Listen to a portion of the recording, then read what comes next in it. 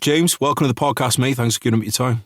Yeah, well, thank you for having me on. We've been talking about this for quite some time. Yeah, mate, if anyone who knows me knows I'm very good at coming up with plans, very poor on executing. Unlike yourself, you have come up with incredible documentary, mate. I watched it today. I thought it was brilliant. So really well done on that. We're going to get into it straight away because I know we both got a hard out and there's a lot to get into from it. But I think we should kind of set the scene first because you didn't just end up being interested in Afghanistan by accident. So you have a kind of like a family connection to it in a really interesting way. Can you tell us a bit about that? Yeah, so I mean, this starts in the 80s. I was born in 1982, and that was probably a period of time for my dad when he was learning the ropes as a camera operator, filmmaker, as a news filmmaker for ITN. This is back in the day when ITN was the big main news channel. They used to send their people out all around the world into the war zones to do some of the most original hardcore filming on the front line, bringing news back to the 10 o'clock shows. And my dad was part of the team that went to Afghanistan in 1988 when they were when the Mujahideen, the original Mujahideen, were fighting against the Soviets. So the Soviet Union still existed up until 1989. What was interesting about that year, it was just when satellite technology was coming into the news space.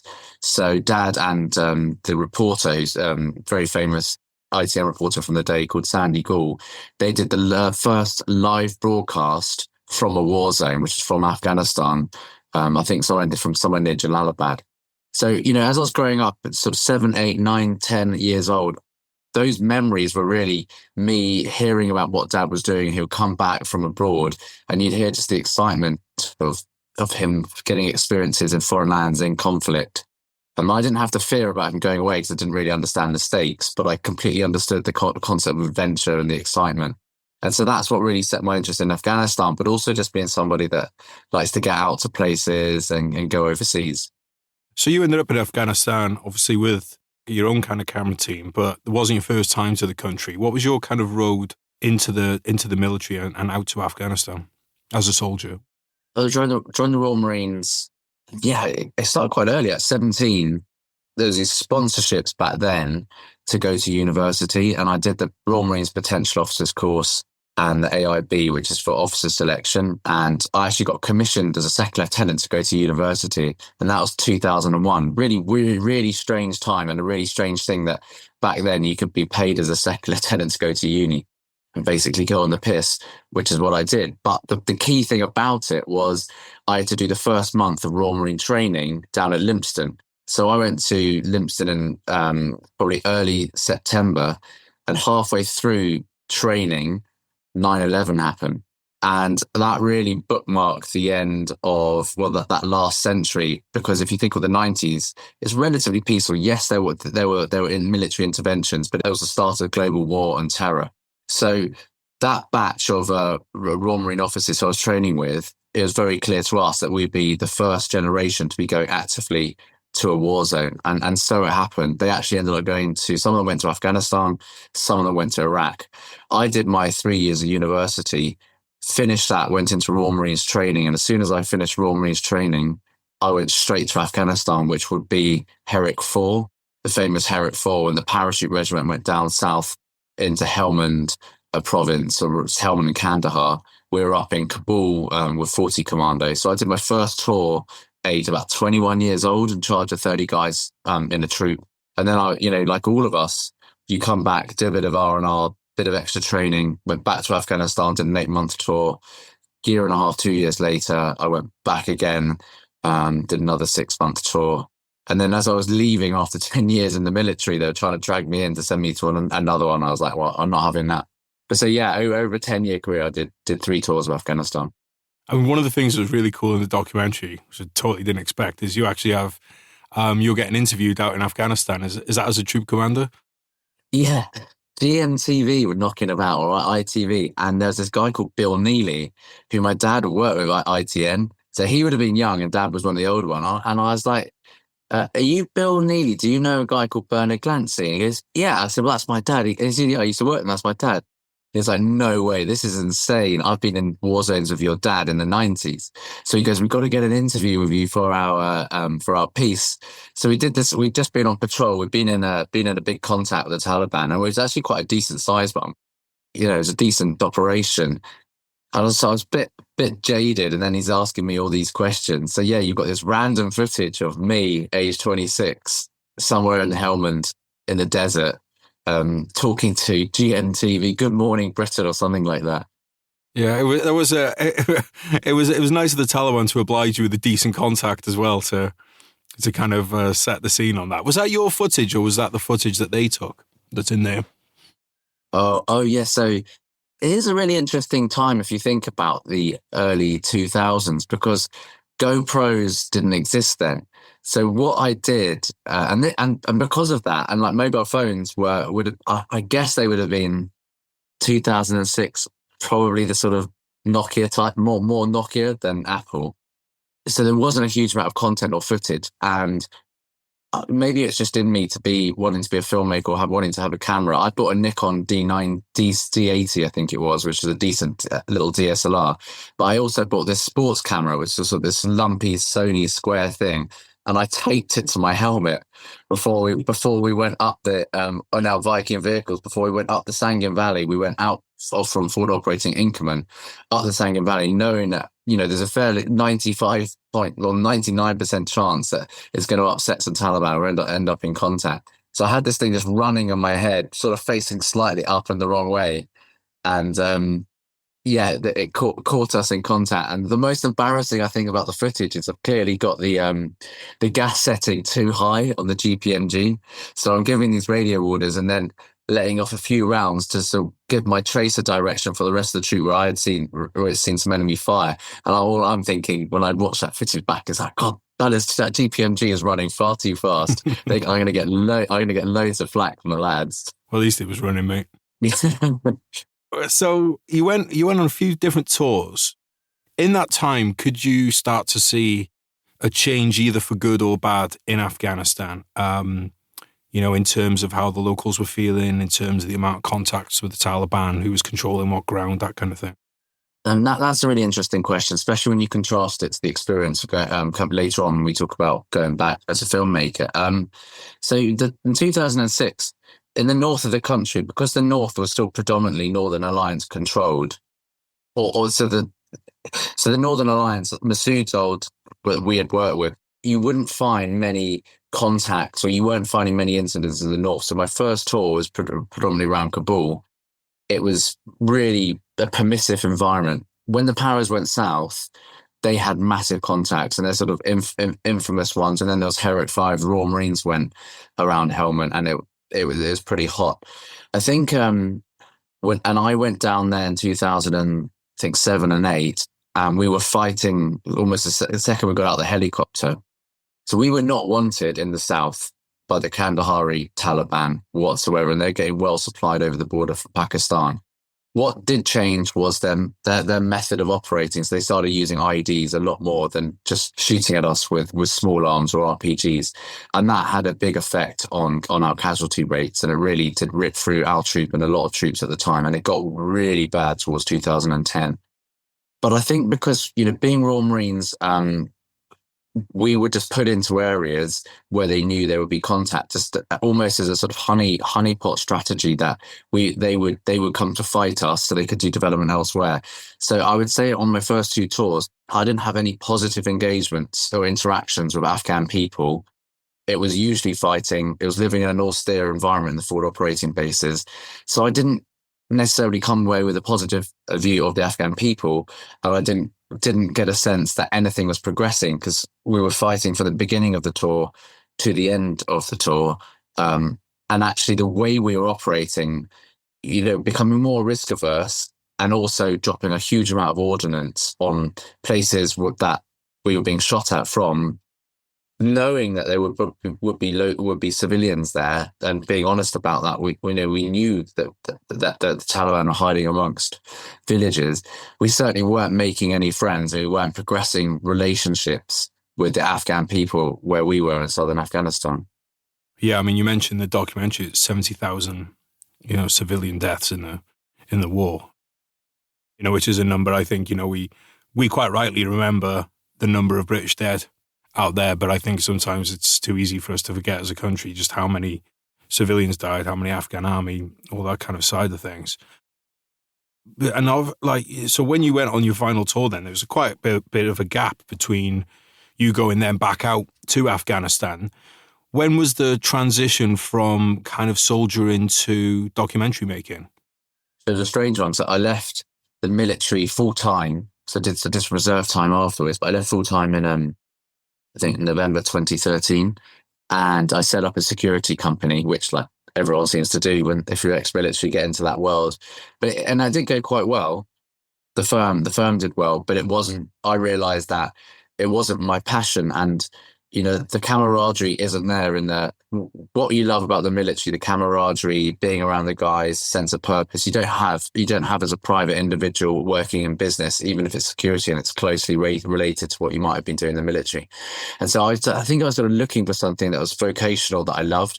And I started working for a charity called Veterans for Wildlife, which was training rangers across Africa. So countering poaching for the ivory trade, for rhino horn.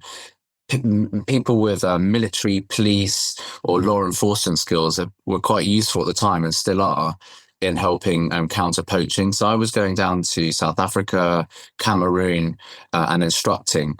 And I started taking cameras with me, GoPros. I borrowed a camera off my dad, who's still a cameraman. He gave me my first decent camera.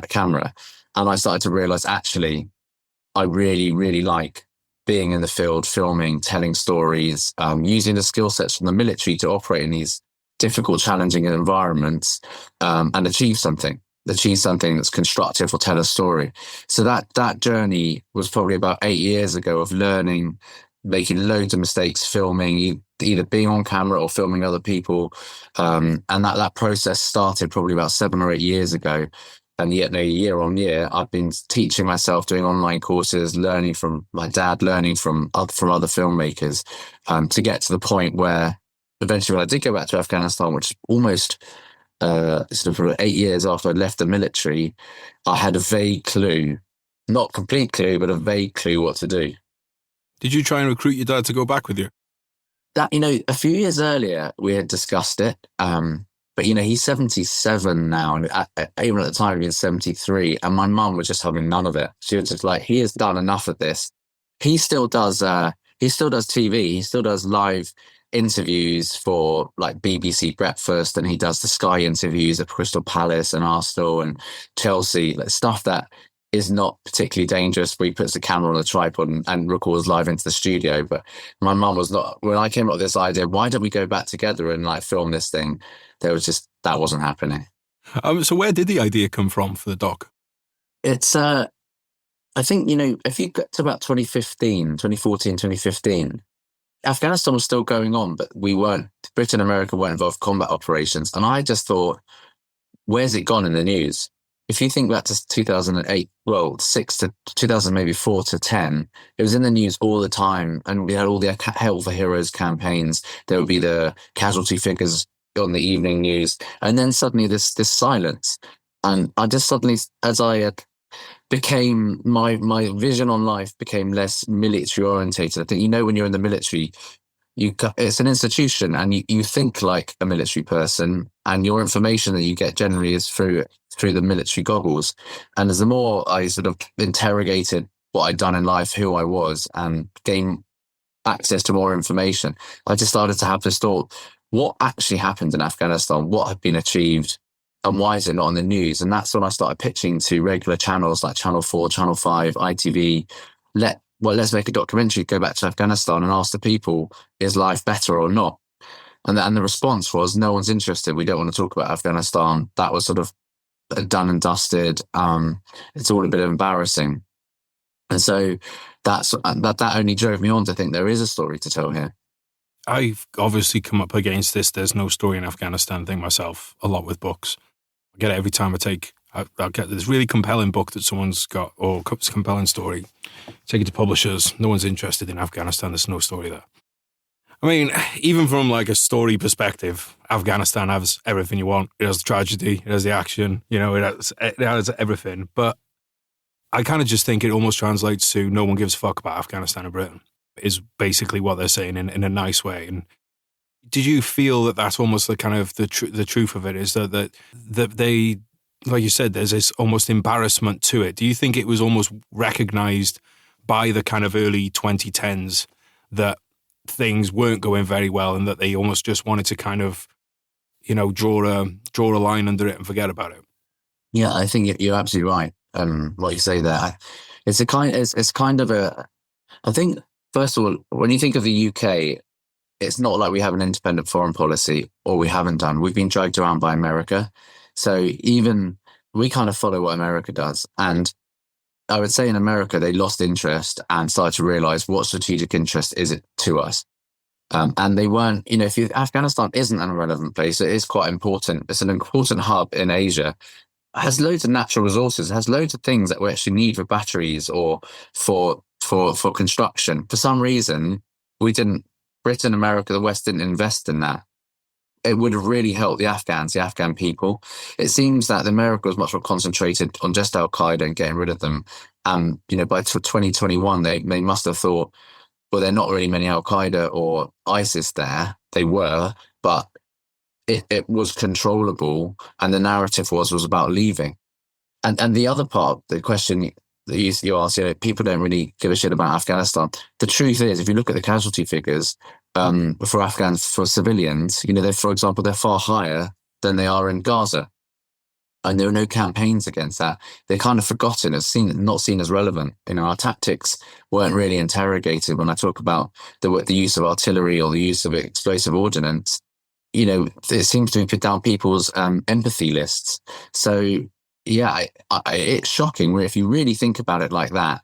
The lack of interest in Afghan lives or developing the Afghan economy or the country as a nation, plus the fact that people just decided it wasn't strategically important. There's just been this massive, say, cover up, but it's a deliberate ignorance, deliberately turning the other way. Look at like this. There's been no inquiry about whether we should have gone in, how we operated there, and what we achieved. There's been nothing. It's just gone. It's just dissipated. Yeah, I mean, one of the things you have in the documentary is Biden's speech when he made, so there was the early Obama decision, wasn't it? I can't remember the year. It might have been 2012, was it, or something, that Obama made an announcement, and then there's the Biden one, and he basically comes out and says, Al-Qaeda's defeated, Al-Qaeda's gone. So therefore, mission accomplished, time to come home. That doesn't seem to be the impression that was given to you by people who were actually living and fighting there. Yeah, so first of all, it's a huge country, and it was easy to say, like, Al-Qaeda are knocking about Kabul, Jalalabad, the main areas that the Afghan army controlled or that were patrolled by US drones.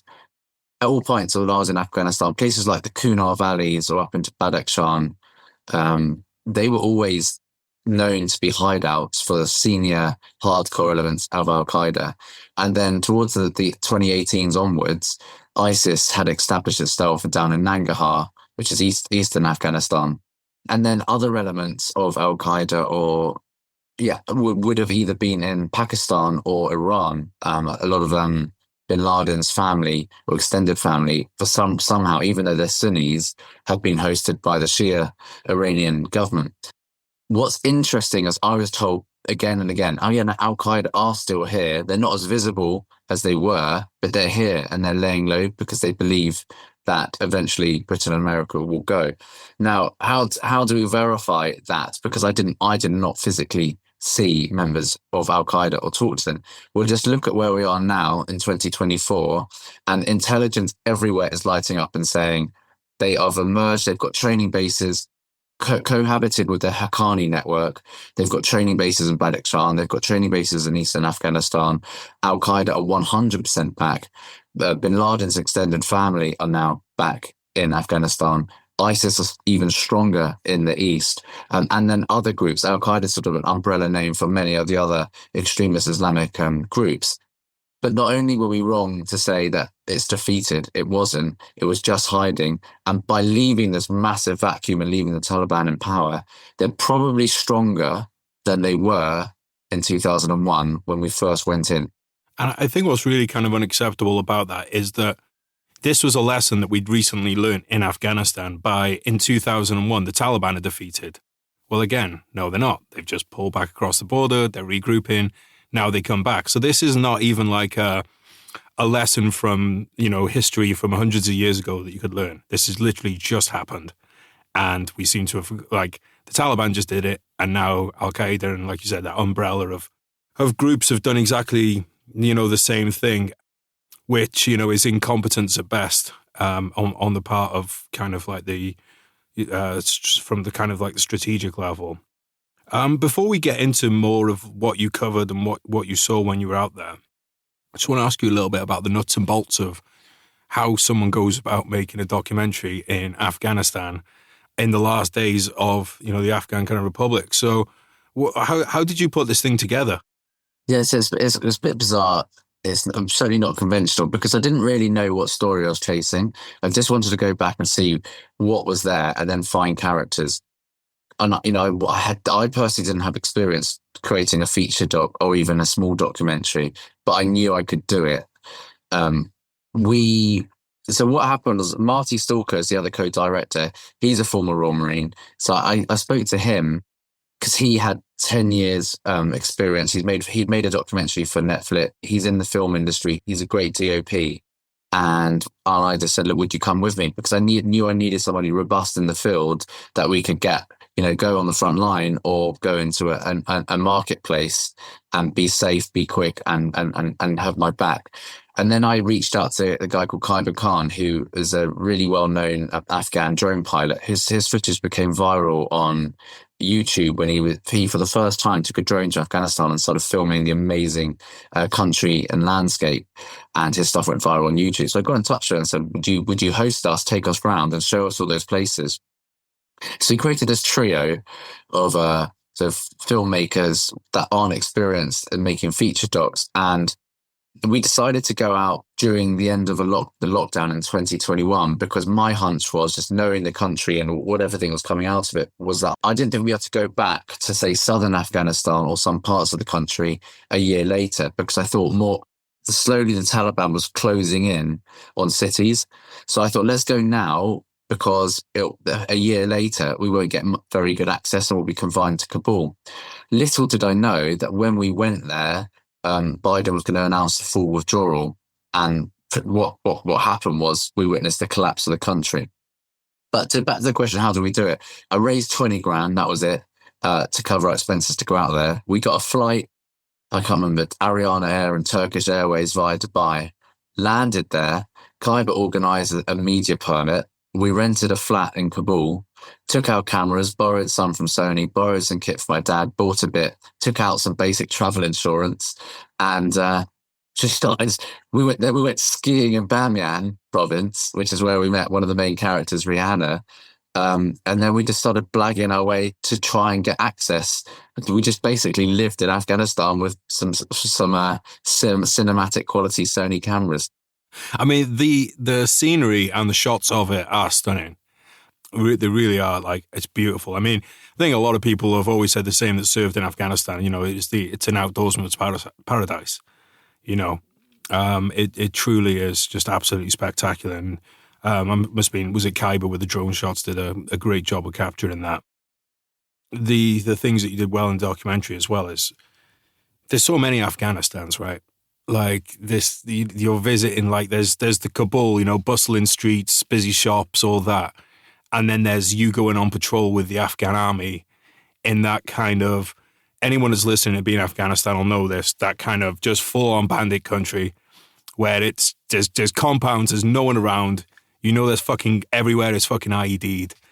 I mean, what was that experience like getting out on patrol with because I mean, when I say get out on patrol, you got out on patrol with the Afghan army. Yeah, it was a bit of a mistake, really. We've all, from that era, been out on patrol, been in contact, that, we can handle this, I've done it before.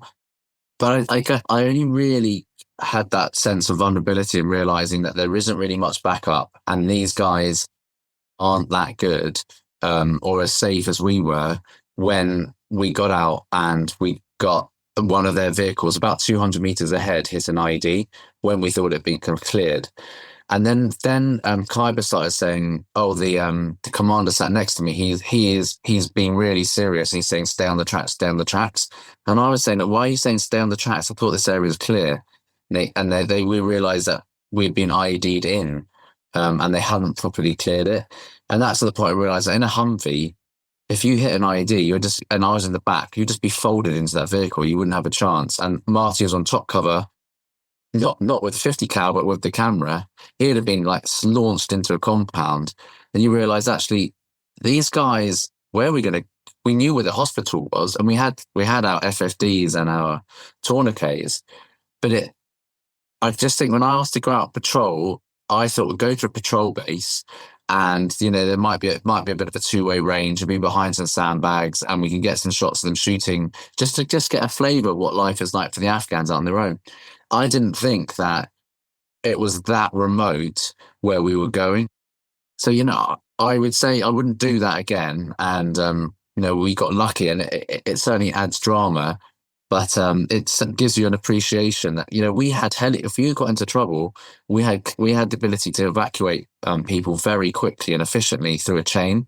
And you do not have that as journalists, as filmmakers, and it's given me a renewed respect. Journalists come in for a lot of shit, but actually to operate in small teams remotely, when you have to entrust local forces, whether you're out covering drug stories or you're out in Ukraine, wherever it may be, there's a huge amount of risk that goes into covering news or making films in a way that we probably don't fully appreciate when we're in the military.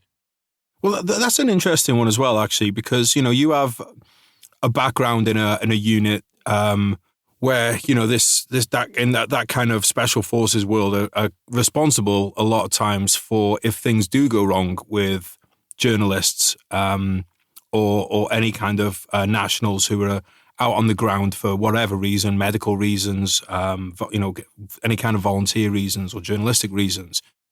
In Afghanistan, there's been missions to have to pull people out, pull British citizens out who have kind of fallen foul of local Taliban or bandits or whatever it is. What is your kind of thoughts on that kind of relationship between the need for journalism and knowing that you may have to ask someone to put themselves at risk to come and get you if something does go wrong?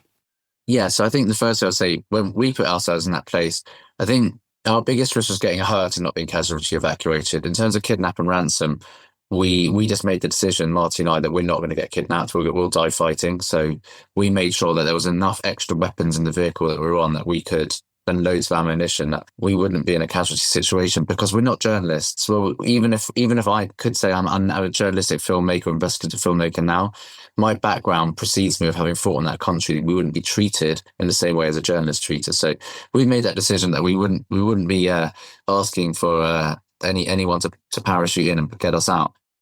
A really, really interesting point when you think of people like, remember John Cantley disappeared in Syria.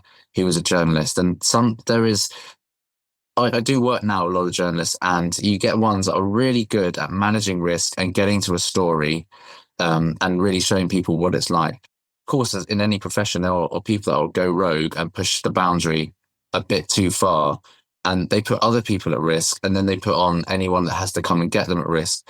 And YouTube, there was this rush apparently of people trying to go to Syria, or young journalists trying to make a name for themselves by going to the most dangerous place in order to get a story, to make a name for themselves, to get in with the Times, the Telegraph, or to get in with CNN, who it may be. And I think their risk analysts had to say, look, we're not going to take stories. If you're going to do crazy stuff, we're not just going to take pictures and stories from the front line, because you're putting yourself in danger. So I think, there is a good balance, and the risk appreciation is a much better in the media. But then now you've got YouTube, and you've got another way of creating content. And there's this guy called Lord Miles. He styles himself as on Twitter and YouTube. So he goes to the really dangerous places, and he got taken hostage by the Taliban last year or early this year. And he's doing this for clicks. And he is a problem, because eventually he's going to get stuck in somewhere like North Korea or Iran and become a political tool, or he will get kidnapped somewhere in West Africa. And as a consequence of that, American or British forces will have to put themselves in a position to try and rescue that person. So, I think from what I've seen journalistically, there's always been people pushing the boundaries, but the industry is in a much better place of risk. The new issue is definitely the vlogger trying to make the name for themselves. Yeah, it's a really interesting one, mate, because it's, journalists do great work. And if it wasn't for a lot of independent journalists as well, sometimes, we wouldn't have so many of the stories that we have. But then, you are potentially asking someone to come in for you. But of course, the people who are coming to rescue you volunteered for that job as well, knowing what it entailed on their end as well. They love it as well. Yeah, I mean, it is pretty alley. Yeah, okay. So you were out there then when Biden made that kind of announcement about, it's all over, it's kind of thing. But obviously Trump had already signed the Doha agreements before that. So what was the expectations before and after the Biden announcement then? Because were Afghans under the impression, even though the Doha agreements had been signed, that there would still be some kind of support, air support, etc.? Yeah. That's one thing in the film. I wish I'd left even a minute to explain just how seriously bad the Doha agreement was that Trump signed, because he signed a deal with the Taliban behind the government of Afghanistan's back, which was basically, we're going to withdraw, don't kill any American troops, but you can go for it for the Afghan troops and Afghan government. So he really undermined the Afghan government and the Afghan military. I don't think the extent of how much he undermined them was fully appreciated by the Afghan population or even the Afghan military, because their assumption was America's never going to leave. No one puts all this time and effort and loses all those lives and just leaves.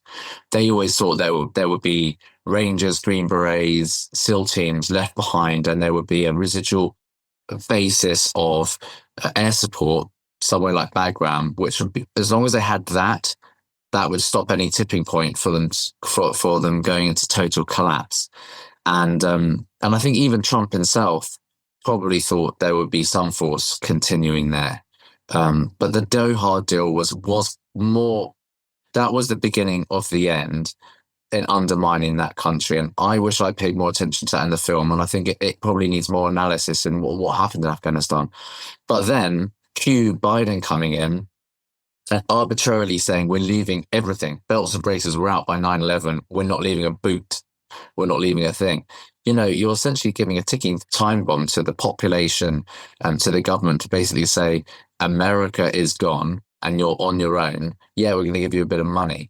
So that combination of decisions by the two presidents is the reason catastrophe happened in Afghanistan, undermining the government in the Doha deal, and then making this ridiculous time frame for fully leaving by 9/11. And then forcing, that's what caused the stampedes. That's what caused everyone to rush. That's what caused the chaos. And that's what emboldened the Taliban. It's hard to think of a greater catastrophe since Suez or Vietnam, when you saw those scenes of people being evacuated off the American embassy in Saigon in what would be in 1973 or 1974. We just don't learn our lessons. Leaders don't learn their lessons. Yeah, because Biden even came out and said this, you're not going to see people getting airlifted off the top of the US embassy. Cue Chinook, top of the US embassy. Like, I mean... So I did put that in there just to show that. That probably hasn't helped distribution in the US. Biden doesn't come across particularly well, but Biden is quite compos mentis when he's making those decisions compared to now. He spoke a lot better, so he knew what he was doing. Oh man, that actually did shock me watching it. You're like, oh my god, this has really been rapid. But anyway, enough about him. Let's talk about Bagram. Tell us a little bit about Bagram and what it was like, because you actually visited there once they pulled out. I got wind that they were leaving Bagram and they left in the night, and that you could just go and walk around the base. And I was like, this is crazy, because it was one of the most fortified areas of the country. They had everything based there, F-16s, they had, remember the A-10s, was where the C-130s, C-17s came into. And it's easy to get to. It's about only an hour north of Kabul. We're in Kabul. We're like, a driver drove up there, And you go through the Shamali Plain, really important historic place, the Shamali Plain. They talk about it in they talk about that really productive, fertile area, which comes down from the Panjshir Valley, down by the rivers, a really important area for the Northern Alliance. So I had never been up through there. Went to Bagram, and lo and behold, all the American kit had just been put in a dump. And so we were walking around this dump as were loads of Afghan civilians, and there was just loads of kit, gym kit, stuff that had just been bulldozed in there, stuff that was usable, sellable. They didn't auction it off, didn't really give it away. They trashed loads of stuff and just put it in dumps. And we just suddenly came across these images of children and local civilians picking through it to sell it. And to me, I was just like, I can't believe this. This is what it's come to. And it released a lot of emotions almost, because you suddenly think, blokes died here, our mates died here, and we just left a load of crap. With Bagram as well, that's where they released a lot of the prisoners. I mean, I've got all kinds of thoughts on this, but I mean, what does that kind of say to you about the war at large, and then the kind of the plan for pulling out? That part of that plan involved abandoning a prison with, what was it, 5,000 Al-Qaeda and Taliban prisoners, ISIS prisoners, or sorry, Islamic State prisoners, I should say. You know, if you look at all the conspiracy theories going on at the moment online, it's extraordinary how quickly conspiracy theories are generated. And one of the ones that goes around Afghan people is that you deliberately gave Afghanistan back to the Taliban and undermined us. And they construct an argument, which is, how could you be so stupid as to give all this kit and equipment to the Taliban, to pull out so quickly, and then release all the prisoners that we spent 20 years capturing them in one go to go and collect all the weapons and come and attack us? So if you put it together logically, that chain of events, these people just think this must be deliberate. You must have deliberately released these people in order to fight us with your kit, because it doesn't make no sensible person would do that. When we were at Bagram, I think we did see the prison. We might even actually have some, you know what, you reminded me, we might even have some rushes, some footage of that prison. In fact, we do, but I'd never thought that actually lurking in there were some of the most hardcore members of Al-Qaeda and ISIS, because it didn't dawn on me at the time when I was there that they might be released. Because if I probably wouldn't have been walking around Bagram like that. You know, these people not only bad, but they would be seriously radicalized and pissed off at having been kept in that prison.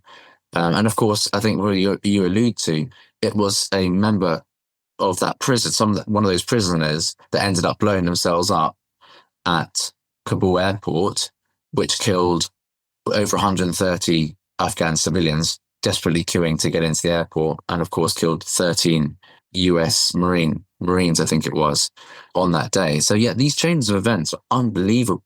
Yeah, I mean, even if Biden was telling the truth when he said there's no more Al-Qaeda in Afghanistan, well, it was after 5,000 members of Al-Qaeda and the Taliban were released from that prison. And it makes you wonder, because America's had no problem and continues to have no problem extraditing people. And look, I'm not going to say I agree with it, but there's an argument to be made that if you are leaving that place, then you set fire to it. And if your aim was to get rid of them, now I'm not saying that that's something that should happen, but there could be an argument made for that, and there can definitely be an argument made for extraditing those people or having some kind of plan in place for continuing to keep them in captivity. But the idea of just abandoning them at that point, like you said, like, it's totally understandable why people would have a conspiracy theory about that, because, you know, it's hard to look at it and say this many people. You can understand one or two people being incompetent and saying we'll do this, but what you can't understand is there's then no check or balance for someone to be like, dude, you can't do that. If we release these 5,000 radicalized people, then this is going to cause all kinds of problems. Okay, we won't do that. I think that's the bit that's so hard to kind of wrap your head around. Again, why hasn't there been a real investigative documentary or book by a senior general that was there saying, look, to talking about are they all bound up in secrecy in the US? because these are US decisions, but I'd be fascinated to know what the thoughts are of the generals or the people in the CIA monitoring this, because they must have gone through, they clearly had a depleting timeline, but they have so much to do, and so many people to get out, that they're prioritizing getting American citizens or vulnerable people out, getting Afghan partners out. And either this was a afterthought, which they just like, okay, we'll deal with that later, or they genuinely thought that the Afghan military would be capable of looking after it.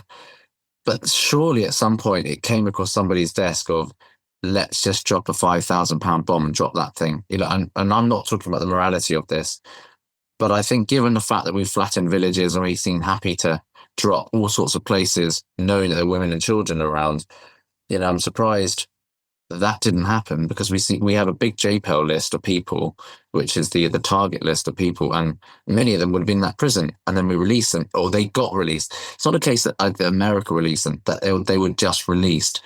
But I think that needs to be interrogated further. That is actually probably the one thing I've not seen any writing on it. I've not seen any films on it. That one's being swept under the carpet, because that's probably one of the greatest of a cluster of errors, one of the biggest ones to date. Yeah, like you said, it's one in a long list, but one of the ones where you could quite clearly, and it directly contributed to the deaths of US service personnel. If nothing else, then surely that would make it something that needs to be investigated. So as the country is kind of collapsing, then what's your let's first of all, before we talk about you, the documentary maker who knew these kind of Afghan people, what's your thoughts as somebody who served there, who lost friends there, who lost comrades there? What's going through your mind? Was it still a shock when it happened, or did you kind of almost not made peace but accepted that this was going to be the inevitable conclusion? But it was a difficult one, because we were having our first child at the time. So I came back just before that, those last few weeks that we saw around Kabul. So I was kind of distracted because I wanted to go back out to film it. And one of my greatest regrets, I didn't send Marty or Khyber back out to film. Well, no, Khyber was in the country actually, but he was really restricted because he thought the Taliban would be hunting him. But my thoughts were, it was in shock, because essentially, my time in the military was dominated by Afghanistan, and immediately it's like apparent, like my life's work and the risks I'd taken were for futile. But much more importantly, the people that died or had serious life-changing injuries are essentially for nothing. And that's where my focus shifted towards, well, let's try and help. There were some really good Afghans that we worked with that had become friends. Let's prioritize getting them out, because they would definitely be in trouble with the Taliban. They will be tortured and executed. So I think for me, it's just about salvaging some sense of hope or doing something that was right, and that was trying to get as many people out. And so we created a list of people, friends or others that were recommended to us. We worked round the clock to try and evacuate them using all the connections that we had in various government agencies around the world. But I didn't have time to process it. It's taken me a while to process what's happened, and probably the film itself, making the film, the post-production, the editing took a couple of years to get it done. That was perhaps therapeutic, or helped put this thing to bed. But probably leads on to another question. It certainly made me massively skeptical about British, American, Western foreign policy and our history. It's completely changed my mind on a lot of things. Have you been looking at my question list? Yeah, mate, I think you speak for a lot of people, when you say that. Particularly when, as you say, it's like, we all know this from the military, you do an exercise or whatever, and then you sit down, you debrief, because if you made a mistake, that needs to be included next time you do it. And without that debrief, even with the best intentions, how can you learn? And it's a tragedy, and nothing's ever going to bring people back, or nothing's going to make someone's leg grow back, or any of that stuff. But at least if you could say, okay, we learned this lesson, never again. But, you mentioned the evacuation from Vietnam, the Suez. I've been doing some research recently on Aden, and I'm listening to these interviews with guys who served in that period, and they're like, oh, yeah, well, these are the lessons we kind of learned. And I'm like, well, you might have learned them, but we collectively did not, because, almost, what, 80 years on from Aden, we did the same thing again. For you personally, though, this interest you have in Afghanistan is obviously, a huge part of your life, always has been, probably always will be. What do you see it for the country in the future? I know you don't have a crystal ball, but do you have any cause for optimism for it? Not really at the moment, because when we went into Afghanistan, the north of the country was controlled by the Northern Alliance. They're quite fanatical, but they were not as fanatical as the Taliban. They certainly didn't harbor Al-Qaeda or any ill towards Westerners like the Taliban. Now the entire country is controlled by the Taliban. They are better resourced militarily because we left them to billions of dollars of kit. They've got good allies on their doorstep. So they've got strength in depth from Pakistan and China. And the resistance isn't supported. So the National Resistance Front, led by Ahmed Massoud and other former Northern Alliance notable people, aren't supported by the US or the West. So the resistance to the Taliban is not supported, which it needs to be if the Taliban was to be removed. The other reason, if you look at human rights, that's a sort of catch-all phrase these days. We look at the rolling back of women's rights. It's beyond horrendous. And then the fact that, northern Afghanistan wasn't an open area for terrorism in 2001, but now it is. So the Taliban's very split. It's a catch-all phrase for the Afghan, Pakistani, Islamic extremists. But the Taliban itself is factionalized between the Kandahari Taliban and the Haqqani Taliban. So there's the Haqqanis that are very close to Al-Qaeda and some of the more radical northern, eastern and Pakistani elements of Al-Qaeda and extremist groups.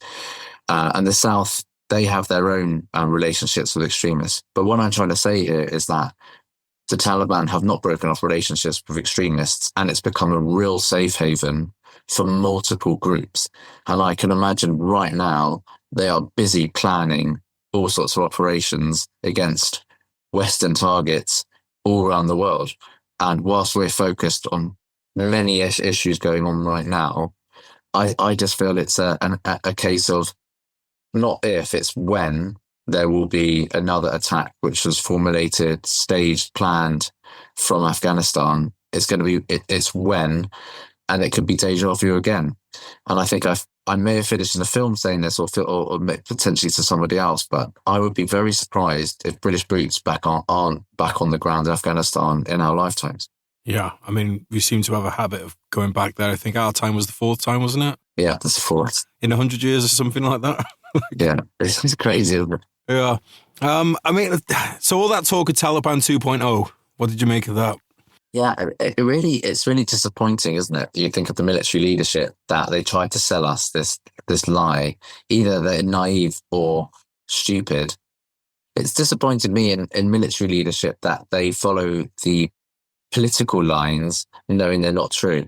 And this was parroted by senior British military generals that there's a Taliban 2.0. They're reformed, they're different, they're going to be more westernized. They acknowledge women's rights. They won't allow extremism. And everybody, you can see in the film, everyone interviewed, you're like, no, the Taliban are nuts. These guys haven't changed whatsoever. Even the Taliban themselves said they haven't changed. And yet our own military, or our senior military officers are trying to sell us this lie to say, no, it's okay. We can justify withdrawing, the mission accomplished. It doesn't inspire faith in the ethics of future conflicts or other conflicts. And we talked about learning lessons. Not only had we invaded Iraq and Afghanistan, but, in 2012, we invaded Libya. And I feel like Britain not only recently, we bombed Yemen. Now, there's always a reason, there's always an excuse, but I sometimes think we need to look ourselves in the mirror and say, we are not capable of being the world's policeman, nor should we want to. And we've got to actually start considering the knock-on effects 2 to 3 years down the line, or who we're pissing off. Because, we have not been solving problems for the last 20, 30 years. We've been making problems. I mean, I 100% agree on that, mate. 100%.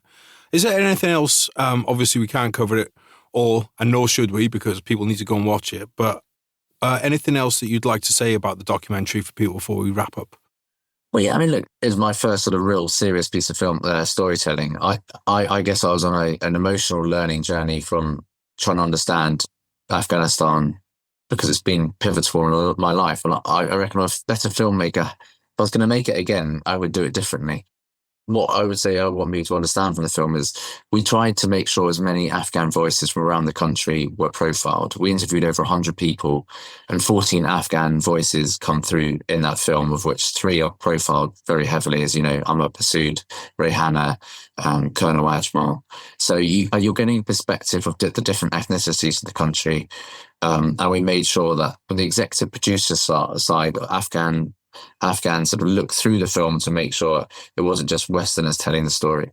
And then the music, I don't know if you were able to sort of notice that it was what quite often when a documentary is made is in post-production, someone will go online and go, oh, Arab style music, and whack it on. Those are Afghan instruments, and by Afghan musicians and Afghan singers, and some of those are Afghan traditional songs, which we got recrafted, and we wanted to do that so you really get the full sense of what the country is like. And those instruments are now banned under the Taliban. So it's they're getting smashed up. If they find those instruments that we use in the documentary, they smashed them. So I think it's a really important time capsule of what Afghanistan had become, because it wasn't all bad. You know, the country was getting better in some parts as a result of NATO being there and all the investment. And now it's all gone. And where could people see it? So I'm close to signing a deal, actually. So it will be available online from September.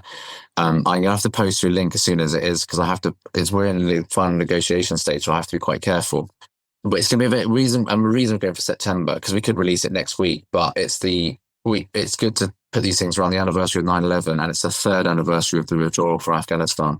So it's going to be available online, for pay-per-view from September. Great. Well, if everyone listening goes and follows you on social media, and then they can get all the updates. Yeah, absolutely. I'll make sure you put it out there for us as well, if you don't mind. Of course, mate. Of course, mate. Well, really well done on it, mate. I thought you did a brilliant job, and thanks so much for your time tonight. Yeah, thank you for having me on. Cheers, James. Catch you soon, mate. Cheers.